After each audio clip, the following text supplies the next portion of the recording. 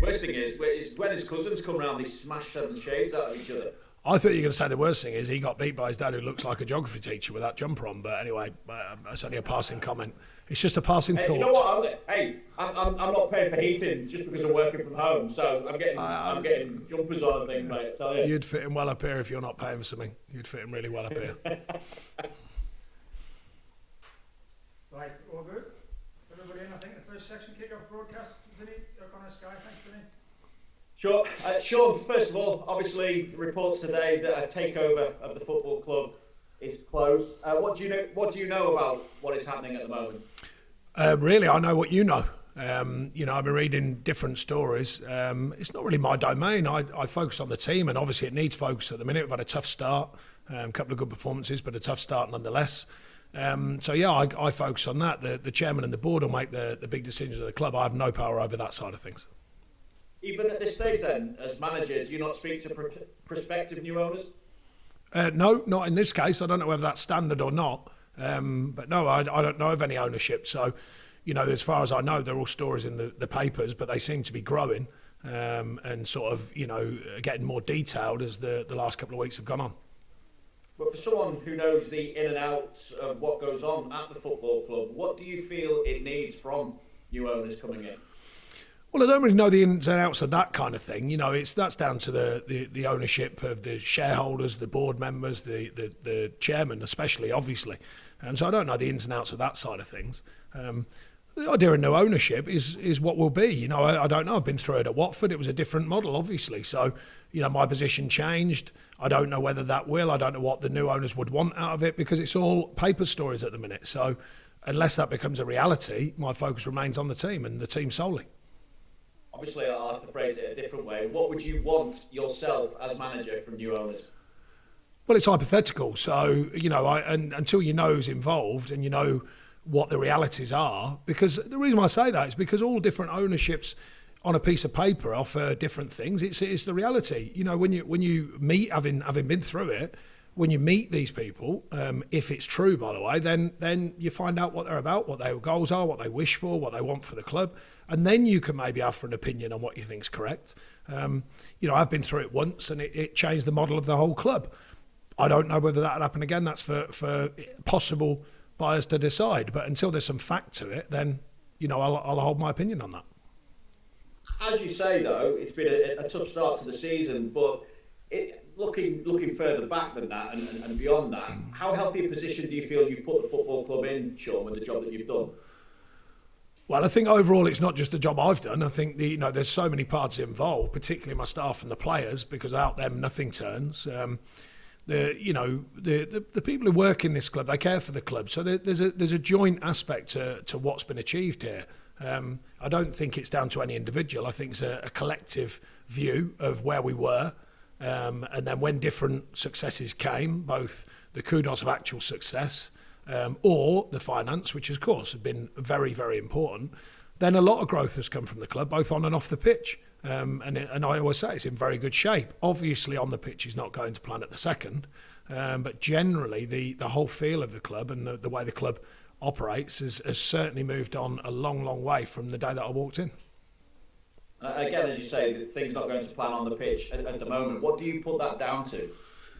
Well, I think the early part was quite obvious, the challenge of injuries and more than we'd ever had, or carrying on actually, so not more than we've ever had, from the lockdown, coming out of lockdown, we had similar situation, which we were obviously disappointed with and surprised at. Performances were okay, but not good enough, and then the last two, I think we performed very well actually, and I think we deserved probably, arguably anyway, all three at West Brom. You don't always get it. And I thought we certainly deserved something against a good Tottenham side. So that's looking a lot better performance-wise. Of course, you've got to turn performances into points, but I've always been a believer, I've always spoken openly with the players about performances over a season pay you back. The consistency now, the belief in the performances, because you still want that win, of course. That does build confidence when you're winning games, or it certainly adds to confidence. But no, there's a lot of things they're still doing well, but we've got to find the margins that we're often good at to make sure we get points on the board and wins on the board. This season then, Sean, what is your expectation of where you should be at? Because we've seen you obviously fighting towards top half of the table. At times we've spoken about you challenging for Europe. So where would you put your expectations at the minute as to where you can take Burnley again? I think I've said many times that the restart button's hit every year. We've seen this year a different kind of restart with very minimal very minimal expenditure. So it's been a different kind of restart and injuries, of course. Then you're going into the season thinking, okay, well, it's probably not going to be a walk in the park. But to be honest, no season has been since we've been in the Premier League, nor the Championship for that matter. So I think there's just a reality to it. Our first marker since we've been in the Premier League has always been 40 points at the beginning. And then we've been very open-minded after that. And I think that's been shown through the seasons we've had in the Premier League. And I think, I only speak I speak openly and honestly about it because I think there's a lot of teams that are like that. If they're really honest, there's a clutch of teams on any given season, could be 6, 8, 10 teams, are all thinking very much the same, I would imagine. The first thing is, it's not a definite, but you get around that 40-point mark, you're normally in the division. And once you get there, if you can get there quickly, which we've done a couple of times, then you open your mind and you say, right, let's take on the game schedule and see what comes. And we've done very well with that thinking. How are you looking at in terms of injuries again? Just thinking Phil Bardsley, Eric Peters, will they be available this weekend? No, Bardo's still got to... Ben and Jack are still a bit further off, aren't they? Yeah, Bardo's still got to recover from the COVID situation. Only for testing, he's recovered, but the testing's got to be cleared. Johan's got a niggly calf, so he's touch and go. Eric Peters won't make it. Ben had a run out in the week, which was good. We're trying to get him another game ASAP. He's training with us all the time now with the first team, so that's good news, and he's getting there. He's been out a while now, so ideally we need more game time for him, but he's certainly sharpening up in training. And then Cork is a bit behind them and making steady progress. So, even with the bodies recovering and getting back towards us, we have lost a couple in the meantime, which is not ideal. And how do you assess then what you're facing with Chelsea? 1 week we see them sticking forward past Palace, the next week obviously they're getting pegged back to a 3-3 with Southampton. Well, it's all part of the learning curve for Frank, I'm sure. Had a really strong first season. Spent a lot of money, but he'll know, the different teams he's worked in and managed, that moulding period to get all them players to align and pick your best team and the ones who work together on the pitch and the ones who find a blend that works and is successful. They're all the challenges that come of any coach or manager in the Premier League. He'll be looking to do that individually. I think we all know they've got some very, very high level individuals and trying to find the mix that works for him on a regular basis. Every manager's trying to do that. He's having a couple of ups and downs with finding that. But I can assure you, our focus will be on us. It was against Tottenham. I thought we delivered a very strong performance against Tottenham. A lot of the detail in the performance was right. One soft moment cost us, which that's sometimes the Premier League. And I think we've got to go and do that again and do it, add more to it, basically, because, we need results. And the only way of doing that is from taking care of ourselves and delivering an even better performance if we can do that. And it was those signs you were seeing against Spurs, more of a Burnley performance. Well, I thought against West Brom as well. I thought it was a strong performance against West Brom away from home and against a good Tottenham side. Tottenham side equally have been free-flowing for a lot of this season so far and scoring freely and really opening teams up. I didn't think they did that. I thought we kept a really good shape and we made it very difficult. But equally, I thought we were a threat. I think we outchanced them on the day, which we don't always do against them sort of sides. And I think the general feel of the performance was one with intent. A desire to go and change things around and win a game. We've got to continue doing that, not just at the performance level, but certainly with that desire and that work ethic to make sure that we look after ourselves. Thanks, Sean. Cheers. Thank you, Vinny. Simon, PLP, good afternoon. Hi, Sean. Good to see you. I know you touched on it there, but in terms of Monday night's game, you obviously restricted a very good Spurs side to just a few chances. I guess you'll be thinking if you can do the same again on Saturday, that you'll give yourselves a pretty good chance. Well, the theory is if you do that against any side in the Premier League, you increase the chances. It's fair to say some have kind of more individual moments where they can turn games, and Chelsea have that ability, as do Tottenham and a few others. But I think the collective attitude towards the defending side of thing against Tottenham was very good. I thought the main thing for me was the balance, because I thought we attacked very well as well, and I think that's going to be important, because you can kind of get locked into that defensive mode, and I didn't think we did against Tottenham, and I think that was really pleasing for me. We've got to make sure that we find that balance between the right shape to defend and safeguard our goal against good individuals and good sides like Chelsea, but equally try and work for the opportunities to go and hurt them when we can. And I think finding that balance is really important. Obviously, tricky start to the season, as you mentioned before, but I guess if you look back to 2018, it was a slightly similar story, but then you went almost unbeaten throughout December, January and February. So isn't it about looking back at those experiences, taking heed from them and using that as sort of extra experience going forward? I think the experience of them times helps. I don't think it guarantees anything, but it gives the players an understanding of when they do find the right levels and the collective performance, then we can win games, and it just reaffirms that.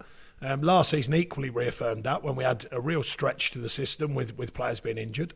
We haven't fared quite as well in this early part with them injuries as regards results. But as I just suggested, the last two performances have certainly been very good performances, I felt, and strong performances. So I think there's an awareness of the past, but we don't rely on the past because it certainly doesn't guarantee the future. What it does do is give you a bit more of an experience level when things are not quite going well, and you have that to bounce back on and to sort of take the points that we used then. We've already spoke to the players about that and about how we take it forward. 8 years at the club for you now. I know you're not one to look back, but when you do, what are your proudest achievements, or some of them?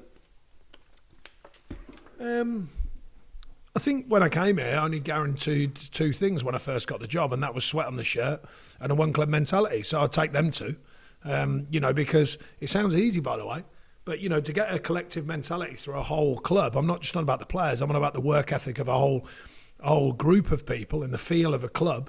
That's what I was hoping to build. And then, that's something that I'm really pleased of, to be honest. And the one club mentality, I meant it sincerely when I got here. I just felt there was a bit of a disconnect with the fans and the team. And they'd come out of the Premier League a couple of years earlier. They were struggling a bit in the league. It just felt a bit odd. And I had my fair share of that, the question marks. And I just felt if we could get things right collectively, it's a town that needs that. Not, some clubs are a bit different. Some clubs are a little bit more corporate-minded, and big clubs, of course, with lots of different connections. This one is just a really simple connection. The fans back in the club and the club playing their part in with the fans and the community. And I think we've built on them levels in many different ways, not just the fact that we've been relatively successful on the pitch, not the fans just coming into the stadium, but the awareness of the community here and the community department and all the good work they've done. So I think them two things outside the obvious being some amazing times with promotions and fighting to stay in the Premier League and Europe. I mean, they're the more obvious things, of course, and thoroughly enjoyable. But I think the underbelly of it is what I thought that we could instill or add to at this club, and I think we've achieved that and hopefully continue to do so. Thanks, Sean. Thank you. Thanks, Sam. Dan, do you really relax? Hi, Dan. Hello. Dan, look at this guy. Particularly large forehead today. Do you remember the Tefal adverts? Look like the Tefal one. I've been called that Tefal. before. Oh, okay. All right. Sorry to be so unoriginal. Move on. I'm just used to it. No, I'm saying it's very observant of you. Thank you. I've got a better backdrop after you complained last time. That it was a bit Backdrop. too Oh, blue yeah, and yeah. white. Oh, Radio Lanc Sport. I like it. Home of live Lancashire sport. I like it. Was that just I think I just read that out there as if I was reading it. No, as if by magic. We'll cut that out As if now. by magic. We'll use that. That can be a promo for the programme. You scratch my back and I'll comb yours. Well, you need a big call. It's a Anyway, fair we talked about your anniversary last week in reasonable amounts of detail. I'm just interested, particularly with all these takeover stories going round, how different is the club from when you first came in the door in terms of the people doing things around the place? How many faces do you still recognise? How many people are still around from when you still came in? And how much does the club kind of retain the same feel that it had then? I think the growth has been extraordinary, with I mean, when you think the old training ground building that we used to use and the media would come down on a Thursday, there'd be like usually 2 or 3 people there. So there's a massive shift on that side of things, partly because of the club and because obviously the Premier League, a lot more media, and media's grown, of course, in them, in that 8 years. The size of the training ground, therefore, the more jobs in the training ground, the more different roles that are needed. The offices at the club, completely refurbished and done out, so more roles there. The community department, huge shift. I think when I got here, there was 1 person in the community department. I think they were up to 100. I'm not sure if it's still there. Obviously, a lot going on with COVID, but you understand the train of thought. So a massively different club than when I walked in. But I say it all the time with good measure. It's not just for me. There's loads of people played their part on and off the pitch. If the pitch is right, usually clubs have a chance to grow. We all know that. So of course that's mine, my staff's, and the players' domain. But behind that, so much good work done by many staff members at this club. Going all the way through it, and I think there's a real kind of badge of honour to have everyone at the club pull in the right direction. And if you're not sure, Sean, what's going on with the takeover situation and just seeing what's being reported in the news, is there going to be uncertainty around the place for everybody that works there until it's resolved one way or the other? Well, if the rumours are true, I suppose it helps if something is put in concrete, set in stone, whichever way you want to put it. I haven't heard anything about them being true, so therefore they are just rumours, they are stories. I'm waiting to see, of course. The idea of uncertainty, certainly my job and the team's job are focusing on performances. I think we've done that, particularly the last 2 games. I think we've really got that performance level that we're looking for. We've got to add to it, of course, because 1 point out of 2, and we had a chance to possibly take 2 wins, I felt. So we've got to add to the performances to make sure we do get the points. But on the other hand, there's got to be a reality to it, and the balance of that and how the team are performing against some of the challenges. So we've got to look at that as well. But that's my focus. The idea of ownerships, that's for the chairman, that's for the board. That's not decisions that I'll be making, that's for sure. See you later, Dan. Good. I could only look at that Tiefel head so many times. It's beginning to put me off my lunch. It's a fair one, yeah. Well, we've only just upgraded our... Oh, no, we haven't. Anyway, so it's sweet. Alex James likes the line. Can you pick up the baton?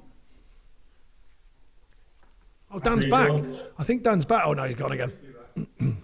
Unlucky Dan. I hope he can hear us. That'd be brilliant. Dan, you look weird, mate. Get that forehead combed forward. Do you want me to press on, Pete, or do you want to give it... Crack on. Yeah. Hi, Sean. Hi. Sorry to pick up. There it is. Sorry to pick up the takeover again. But some fans have sort of expressed concerns about the future of the club and what might or might not happen, given what's happened elsewhere when clubs have been taken over. Do you sort of share their concerns a little bit, or are you concerned? You can only be concerned about something that's factually true. That's the only concern I can have. I can't be concerned about rumours, because since I've been here these 8 years, there's been plenty of rumours, I can assure you. So the first things first is to find out if things are factually true. I would suggest that this time they're in the papers. That doesn't always make them factually true, in my experience. So before I know all of that, then of course I can give an informed opinion. Do you understand why the fans might be a little bit reticent, as maybe the grass isn't always greener when these things are taking place? I can understand reading the papers and kind of fathoming out or trying to fathom out what's going on. I can certainly understand that. But as I said, without any fact to it, then I think the fans that I know reasonably well, not all of them, of course, but the feel of the fans, I'm sure they're only looking for whatever happens to, safeguard the club. The chairman and the board are in control of that. I certainly don't have any opinion on that or get involved in that, whether it's real or not, whether it's true or not. At the moment, it's paper stories. Simple as that.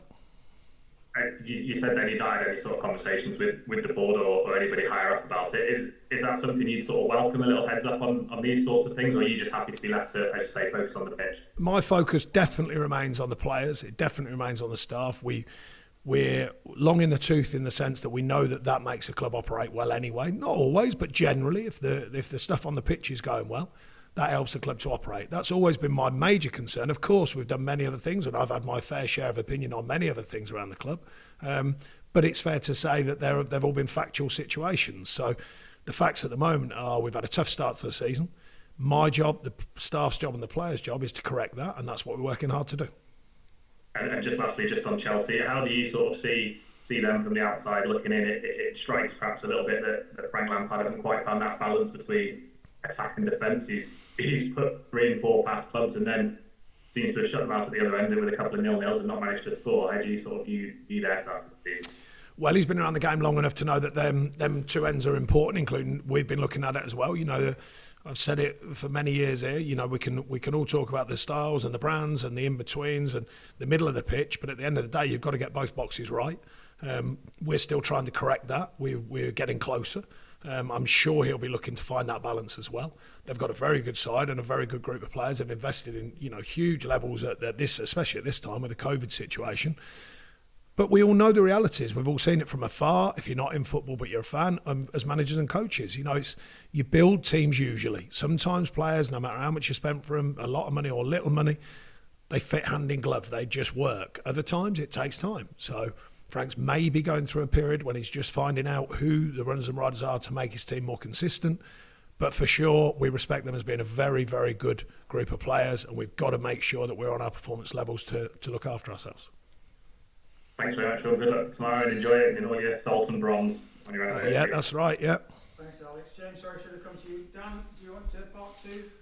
Seriously, Dan, what's going on? Look at this guy. I could hear you, by the way. Oh, good. That was good, yeah. I've got a bit of fun now. We're not allowed to say bants, so a bit of fun. We're having a bit of fun. Bit of fun. Sorry, Dan. Bit of entertainment. Go on, I'll actually ask you a question. It's much more fun. Let's just talk. Let's just talk rather than this serious stuff. Just talk about your hair doing that. It's good. I'm enjoying it. You can hammer my hair as much as you like. Go on, give us a view. This is being recorded. Well, it's swept back with headphones on, but instead of leaving a bit down the front across your teeth, it swept all the way back. So it's kind of bunching up behind them headphones in an old, kind of really bad Chrissy Waddle style as a player, and then this weird beard that you seem to have often. But I do kind of marvel at your look, and for anyone who wants to make a complaint about what I'm saying about Dan and being beardist, make the complaint. All the best with that. Well, you are a fully paid up member of the Beard Wearers Union, aren't you? Exactly, that's why I said make a complaint. All the best with that, because I've got a beard. So how can I not be hammered for making a complaint about your beard, which is really dishevelled. Well, in audio form, Sean, I was being clear that in case somebody hadn't seen you are a beard wearer. Oh yes, of course, yes. There's a chance of that, I suppose, yeah. I find it difficult to believe. Anyway, we're going to get in trouble for the digression. Yeah. Just on the game, does it help you at all that Chelsea have had a European game in midweek and you guys haven't played since Monday? Or with the squads that these top teams assemble, does it not really make a lot of difference? I think the journey times and travelling and et cetera, possibly, but as you rightly said, they can make changes. There's a number they could make and not...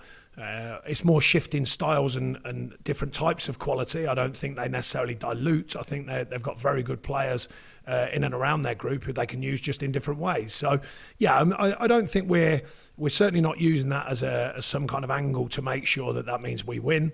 We're not that naive. It might be helpful. You don't know until the whistle blows, and then if they're feeling maybe some of the effects, that would be helpful. If they're not, then we've got to still deliver a really strong performance because the top sides are very strong. We know that. We delivered a good performance the other day against Tottenham. Apart from the result, of course, I really enjoyed the performance, actually. Enthused about it with the players because I thought it was correct and I thought it was the appropriate way of performing to win a game. We've got to turn that into a win, literally. But I think that's the right way of going about it. Just in terms of your own squad, has it been beneficial to, I think you played Monday and now you're playing Saturday, with all the injuries you've had? You mentioned Ben Mee being able to get some time in a training game. Has that been really helpful to you, not having to play every sort of 3 or 4 days like you were at the start of the season? Yeah, I think we were super stretched at the beginning of the season, and with all due respect to the cup competitions, it always comes around the talk of cup competitions, but our focus has to be on the Premier League, especially when we're so stretched. It was a difficult period. Now we are getting players back fit. There's a more competitive element of the side in training. There's a more competitive element in the sense of the performances, I feel, the last 2 performances particularly. The window shut as well. We've still got players to get back fit. So, a number of things probably help us in the sense of finding clarity to taking on the challenge of what's in front of us. But it's still tough. The Premier League's a tough division. We're not naive enough to think it's not. We are beginning to get, I feel, some way back to what we should be in order to get results. That'll do for me. I'm off to weep silently about my own forehead. I think you'll be all right. I've got a feeling you're going to be fine. I don't think you'll have any trouble with that at all. Although you should consider climbing that hair forward and maybe even just having it cut and washing it even, possibly, through a lens. Even when there's no pandemic. It looks like you don't. With that outfit on, you look like you live in a mirrorless house. Don't worry about that. Thanks, Dan. Lastly, this section, James at Talk Sports. Sorry, James, keep your rating. That's okay. Hi, Sean. Hiya. Sean, only 3 goals from your opening 5 Premier League games, but do you see promising signs from the games against West Brom and Spurs that goals isn't going to be a problem this season? Well, hardest job in the game, I think, scoring goals. So I never overthink my strikers or anyone else on the pitch for that matter. I think we've created some good quality chances. I think another day we've scored more goals, but it's tough in the Premier League, to score goals and score lots of them. We have to make all of the chances count when we can. I think the chance count has been okay. I think can still improve, but I think it's been okay, particularly against Tottenham and West Brom. And I've always said it's not, the Premier League's slightly different. The stats are maybe slightly more skewed. The idea of getting enough shots on target and enough shots in a game. The Premier League's the quality. It's getting the quality of chance. We've had games where on analysis you might have lost to a side and everyone said, they were excellent and blah, blah, blah. And afterwards you've actually gone, they had 3 efforts at goal and scored all 3, for example. That's maybe the clinical edge of the Premier League. We found ways of achieving that, of course, and we've got to continue to do that and improve on that this season. But it is a hard task. The other side of it is finding the balance of that and defending well. I think the last 2 games we've defended very well, actually. So I think finding that balance. But if we keep doing what we're doing the last 2 games, I think we'll look after ourselves with results. There's no guarantee, though, so we have to be ready to at least perform to that level, if not beyond that. Really positive news with Ben Mee playing 70 minutes in the on the training ground in recent days. How close is he to making a first-team return? And when you look at him and Jack Cork, just how much have you missed them so far this season, both on the pitch and off the pitch as well, in those key leadership roles? Yeah, both very good players, very consistent players, adding belief and an energy to the performances like other players do. Ben's become, such a good, not just a good captain, but a good player, a good person all round, actually. And he's matured in front of all of us, right in front of our eyes and on a yearly basis with how he is and now about his performances. The first long spell he's had out since I've been here, so that's been a challenge for him and for us. So we'll welcome him back when he's fit. And Corky, very similar but different.